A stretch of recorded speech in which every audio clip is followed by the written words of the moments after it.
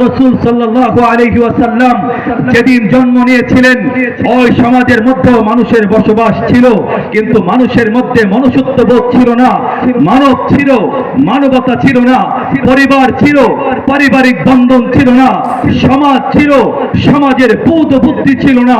সারা পৃথিবীর মধ্যে ছড়িয়ে পড়েছিল হত্যা, অরাজকতা, বিশৃঙ্খলা, বেহায়াপনা, মদ পান, জুয়া খেলা, গোত্র সংঘাত, জীবন্ত কন্যা সন্তানকে মাটির মধ্যে পুঁতে ফেলা, এমন কোন অপরাধ ছিল না সেই সমাজের মধ্যে ছিল না। এমন একটি সমাজ যেটাকে আইয়ামে জাহেলিয়ত বলা হয়, বর্বর অসভ্য জাতি বলা হয়।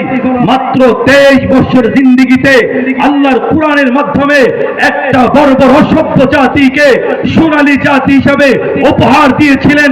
দুনিয়ার কোন তন্ত্র মন্ত্রের মাধ্যমে নয়, একমাত্র কোরআনের শিক্ষার মাধ্যমে। যেরকম ঠিক কিনা? কোরআনের শিক্ষা মানুষের দিলকে পরিবর্তন করেছে।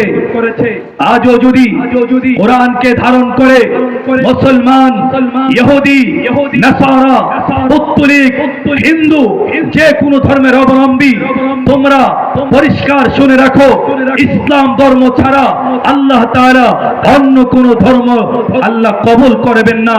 ইসলাম ধর্মের মধ্যে মুহাম্মদুর রাসূলুল্লাহ সাল্লাল্লাহু আলাইহি ওয়াসাল্লাম যেই মহাগ্রন্থ আল কোরআন নিয়ে এসেছিলেন, এই মহাগ্রন্থ আল কোরআনের ছায়ার নিচে আসবে, তার আদর্শের নিচে আসবে। আল্লাহ তাআলা দিলকে পরিবর্তন করে যেই সমাজের মধ্যে, যেই দেশের মধ্যে, যে রাষ্ট্রের মধ্যে কোরআনের শিক্ষা, ইসলামের শিক্ষা বাস্তবায়ন হবে, এই সমাজের মানুষগুলো আদর্শ মানুষে রূপান্তরিত হয়ে যাবে। যেরকম ঠিক কিনা?